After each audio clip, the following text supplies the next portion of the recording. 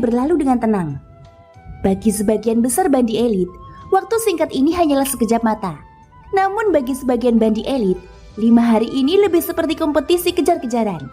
Tapi di akhir kompetisi kejar-kejaran ini, tidak ada satupun bandi elit yang berpartisipasi yang memperoleh manfaat sedikit pun darinya. Pada akhirnya semua keuntungan telah diambil alih oleh penyelenggara kompetisi ini. 7 undangan kolam petir, 1 juta koin roh, dan kemajuan tahap pergerakan angin dari langkah pemusnah langit. Masing-masing adalah manfaat yang diperoleh Xiaoyan dalam 5 hari singkat ini. Sedangkan yang lainnya, lupakan mendapatkan manfaat apapun. Mereka sudah membakar dupa di dalam hati asalkan tidak rugi terlalu banyak. Siapa sangka kalau permintaan yang tampaknya sederhana untuk saling bertukar pukulan pada akhirnya akan mengakibatkan para bandi elit ini tidak bisa menggunakan kekuatan mereka. Terlepas dari seberapa kuat dan menakutkannya dauki mereka, ketika mereka benar-benar dihadapkan pada hal itu, setelah 100 pertukaran, mereka hanya bisa kembali dengan marah. Xiaoyan tersenyum saat dia menyimpan taruhan yang telah diserahkan lawan terakhirnya ke dalam cincin penyimpanannya. Saat melihat ekspresi tertekan di wajah lawannya, tanpa sadar Xiaoyan tertawa di dalam hatinya. Namun wajahnya masih tampak sangat acuh tak acuh. Yan Xiao, kamu benar-benar tidak menyia-nyiakan 5 hari ini. Hanya berdasarkan manfaat yang kamu peroleh dari kami dalam 5 hari ini, kemungkinan besar manfaatnya lebih besar daripada penghasilan beberapa klan dalam 1 tahun penuh. Ucap seseorang. Pada saat ini, akhirnya ada seseorang yang tidak tahan lagi dan dengan marah menegur Xiaoyan. Keuntungan yang diperoleh Xiaoyan selama 5 hari ini adalah sesuatu yang akan membuat mereka menjadi gila hanya dengan memikirkannya. Mengikuti kata-kata bandi elit ini, kelompok bandi elit di belakangnya juga mengikuti dan dengan marah menegur Xiaoyan. Orang-orang ini adalah lawan yang ditemui Xiaoyan selama beberapa hari ini. Mereka sudah menderita kerugian di tangan Xiaoyan. Pada saat ini mereka secara alami tidak kenal ampun ketika berbicara. Xiaoyan dengan dingin tertawa menanggapi hal ini. Dia tidak memaksa orang-orang ini untuk bertarung dengannya. Dan dia juga tidak secara paksa merampas barang-barang mereka. Semua taruhan itu diambil oleh mereka. Jika mereka tidak percaya pada kekuatan mereka sendiri, mereka tidak akan dengan mudah menyerang Xiaoyan. Sekarang mereka tidak memiliki kemampuan untuk mendapatkan undangan kolam petir kehampaan. Mereka malah menyalahkan Xiaoyan. Tidak mengherankan kalau Xiaoyan akan berbicara dengan nada meremehkan. Yan Xiao ini telah memperoleh cukup banyak manfaat selama 5 hari terakhir. Selama periode ini, dia bahkan telah memperoleh beberapa undangan kolam petir. Dari apa yang kulihat, kenapa kita tidak menyerang bersama untuk menjatuhkan Yan Xiao? Lagi pula dia saat ini memiliki cukup banyak harta karun. Selama kita membuka cincin penyimpanannya, kita tidak perlu khawatir benda-benda di dalamnya tidak akan cukup untuk kita belah. Ucap seseorang itu.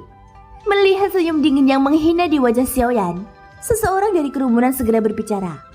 Makna di balik kata-katanya adalah untuk mendorong Xiaoyan ke garis depan badai. Jelas sekali dia punya niat untuk membalas dendam.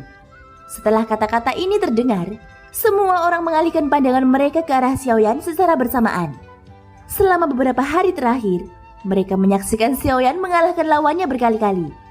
Mereka juga melihat Xiaoyan menyimpan semua taruhannya ke dalam cincin penyimpanan di tangannya.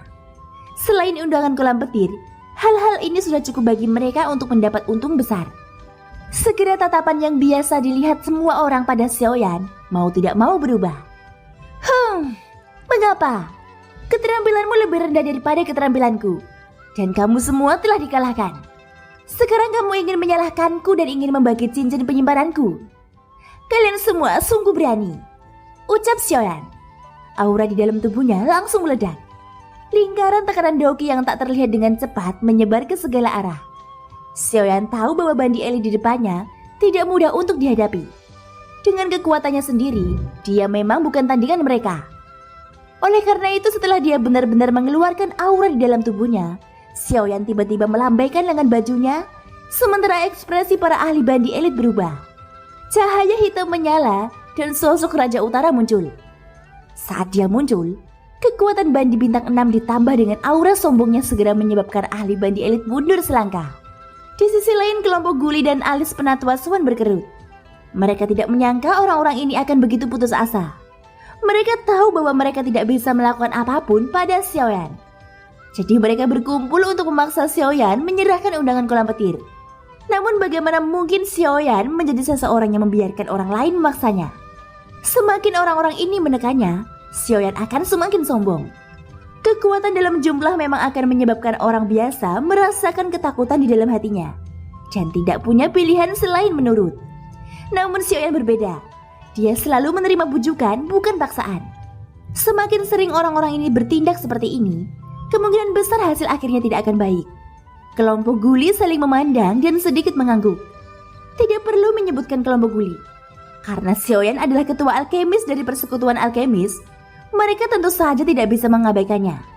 Adapun penatua Suan, dia secara pribadi dikirim oleh Luo Jin untuk melindungi Xiaoyan menggunakan statusnya sebagai pemilik pavilion awan tersembunyi. Sekarang situasinya telah berkembang hingga saat ini. Dia secara alami harus bertindak. Segera ketika Raja Utara muncul, mereka bertiga juga bergerak. 3 bandi elit bintang 8 melintas dan langsung muncul di sekitar Xiaoyan. Aura bandi elit bintang 8 langsung menyebar. Aura mereka kuat dan sombong, bahkan lebih kuat daripada aura Raja Utara.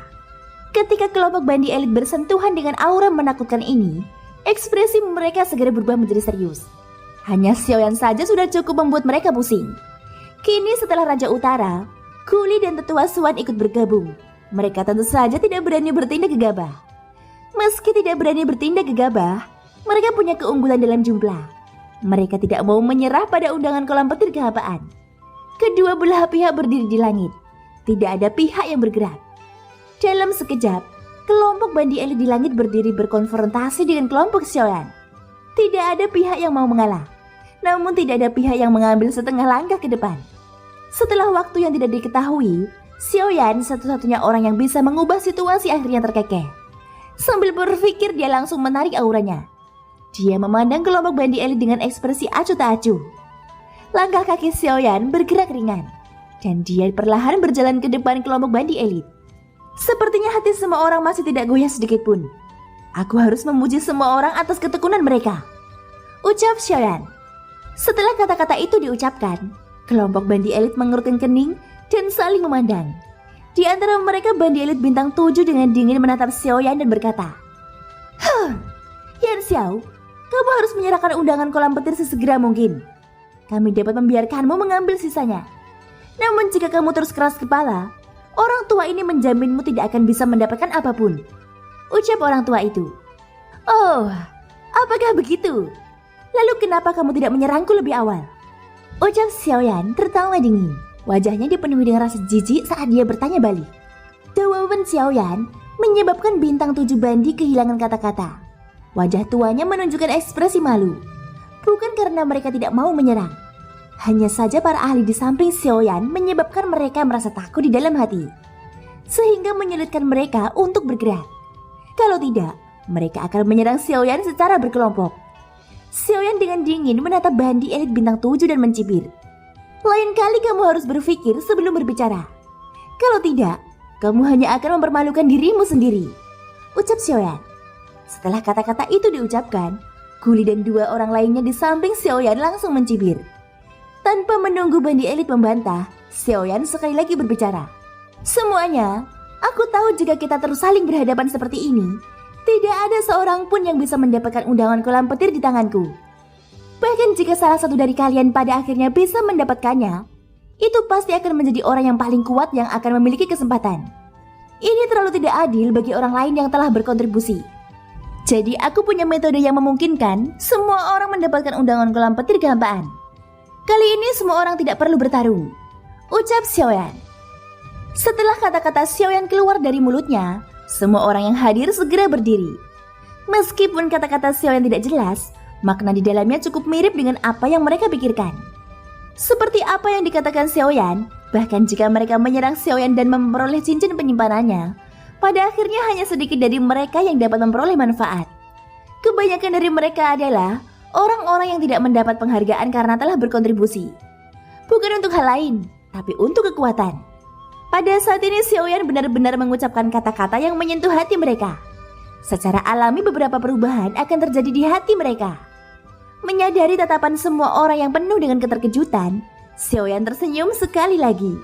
Jari-jarinya mengusap cincin penyimpanan saat dia diam-diam memikirkan sesuatu. Semuanya, Karena semua orang menginginkan undangan petir milikku, tetapi ada batasan jumlah undangan petir dan sulit untuk mendistribusikannya. Maka demi memberikan kesempatan kepada semua orang untuk mendapatkan undangan petir, sebagai pemilik undangan petir, aku sudah membuat keputusan. Dalam 10 hari, aku akan melelang undangan petir dan beberapa harta milikku dalam bentuk lelang. Aku akan menyerahkan semua yang dilelang kepada seseorang dengan cara yang paling rahasia. Sama sekali tidak akan ada orang ketiga yang mengetahuinya. Tidak perlu mengatakan apa-apa sekarang. Adapun apa yang akan aku lelang, kamu secara alami akan tahu kapan waktunya tiba selama kamu hadir. Sedangkan untuk saat ini, aku belum istirahat selama 5 hari. Aku sedikit lelah. Kalau begitu, aku tidak akan menemanimu untuk saat ini. Sampai jumpa di rumah lelang awan surgawi 10 hari lagi, ucap Xiaoyan. Saat dia berbicara, Xiaoyan menggunakan seluruh kekuatannya untuk melakukan pereranggangan. Segera seluruh tubuhnya menunjukkan aura kelelahan.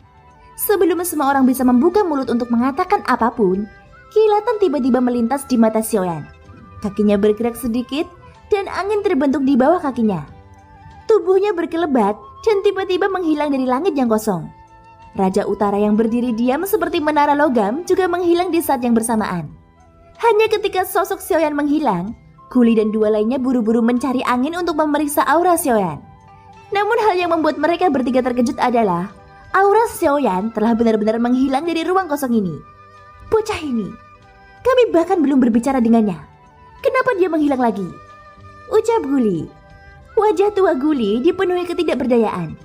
Di sampingnya Cilin dan tetua Suan juga mengerutkan kening. Mereka juga merasa sangat serius dengan kecepatan mengerikan Xiaoyan. Saat ini di permukaan kekuatan Xiaoyan masih seperti bandi elit bintang 3. Namun kecepatannya sudah sangat menakutkan. Sangat sulit untuk dibayangkan. Jika kekuatannya meningkat, pada saat itu ketika dia melepaskan kecepatan penuhnya, bukankah dia akan mampu sepenuhnya mengabaikan bahkan bandi elit bintang 8 seperti mereka? Sudah cukup. Bocah Yan Xiao itu sudah pergi. Kita tidak perlu terus tinggal di sini. Kalian berdua, aku masih ada urusan yang harus diselesaikan di pavilionku. Aku tidak akan mengganggu kalian lagi, ucap Penatua Suan. Setelah itu Guli dan Cilin serta bandi elit di sekitarnya juga pergi satu demi satu. Dalam waktu singkat, berita mengejutkan lainnya dengan cepat menyebar ke seluruh kota kuno. Dalam 10 hari, Yan Xiao akan mengadakan lelang undangan kolam petir di rumah lelang awan surgawi. Melelang undangan kolam petir di depan umum adalah sesuatu yang belum pernah terjadi sebelumnya. Jadi, begitu berita itu menyebar, semua kekuatan di kota liar kuno mulai bergerak. Dalam waktu kurang dari setengah hari, tidak hanya seluruh kota kuno, bahkan beberapa kota di sekitarnya pun telah mendengar kabar mengejutkan ini. Di pavilion awan tersembunyi, Penatua Suan secara pribadi menyampaikan berita tersebut. Jadi Luo Jin secara alami tahu apa yang dikatakan Xiaoyan. Dia akan mengadakan lelang, dan itu akan diadakan di rumah lelang awan surgawi, ucap Luo Jin. Mendengar kata-kata Penatua Suan, Luo Jin juga terkejut sesaat. Namun dia langsung tersenyum dan mengangguk. Tangannya dengan lembut melambaikan kipas giok sambil tersenyum lembut. Bagus, karena dia ingin mengadakan lelang, maka kami akan membantunya lagi. Kami akan memastikan lelang berjalan lancar. Dengan cara ini kita bisa membantunya menyelesaikan beberapa masalah yang tidak perlu, ucap Luo Jin lagi. Penatua Suan segera mengangguk ketika mendengar ini. Orang tua ini sudah mengaturnya. Dengan orang tua itu yang bertanggung jawab atas ketertiban pelelangan, kurasa tidak ada orang yang berani membuat kekacauan, ucap Penatua Suan. Meskipun semuanya sudah dipersiapkan, lebih baik meminta Songgang untuk memperhatikannya. Kelompok Modi pasti tidak akan melepaskan Yan Xiao begitu saja. Pengaruh lelang ini tidak kecil dan tidak dapat dihindari bahwa mereka akan melakukan sesuatu. Pada saat itu kita harus mengawasi mereka ketika kita melihatnya, ucap Luo Jin. Meskipun Luo Jin selalu merasa nyaman dengan Penatua Suan dalam menangani masalah, Luo Jin tetap tidak berani gegabah ketika menyangkut masalah Xiaoyan. Dia merasa tindakan Xiaoyan kali ini memang terlalu besar.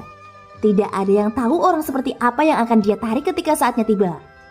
Ketika Penatua Suan mendengar ini, pandangan aneh tanpa sadar melintas di matanya yang keruh. Dia segera merespon dan tidak mengganggu Luo Jin lebih jauh. Dia diam-diam mundur 2 langkah. Sosoknya berangsur-angsur memudar hingga benar-benar menghilang. Scene berganti. Di ruang tamu, Muhan sedang duduk di kursi utama dengan wajah muram. Karena kemarahan di hatinya, cangkir teh berkilau di tangannya telah hancur menjadi bubuk. Teh itu seperti anak panah yang melesat ke segala arah. Aksesoris di sekitar Muhan semuanya tertusuk panah air. Apa katamu? Yan Xiao sebenarnya akan mengadakan lelang 10 hari kemudian. Terlebih lagi item lelangnya adalah kolam petir kehampaan. Ucap terkejut Muhan. Adegan ini menyebabkan hati Modi dan 3 orang lainnya membeku. Mereka tidak menyangka bahwa berita yang dibawa kembali oleh pelayan Muhan akan membuat mereka sangat terkejut. Sekarang kelompok Muhan dan Modi telah mencapai titik temu. Mereka semua berada di perahu yang sama untuk membunuh Xiaoyan. Tujuan mereka hanyalah Xiaoyan. Mengikuti rencana awal beberapa dari mereka, Modi dan 3 orang lainnya secara alami tetap tinggal di sini. Di tempat ini, sangat sulit bagi orang-orang di dunia luar untuk mengetahui keberadaan mereka secara pasti. Mereka dapat menggunakan orang-orang di istanamu untuk memantau Xiaoyan setiap saat. Saat ini di depan Muhan, ada seorang pria parubaya berpakaian preman yang setengah berlutut di tanah. Dia memasang ekspresi hormat saat dia melaporkan kepada Muhan berbagai berita yang dia dengar dari luar. Saat ini reputasi Xiaoyan menjadi semakin populer dari hari ke hari di kota liar kuno.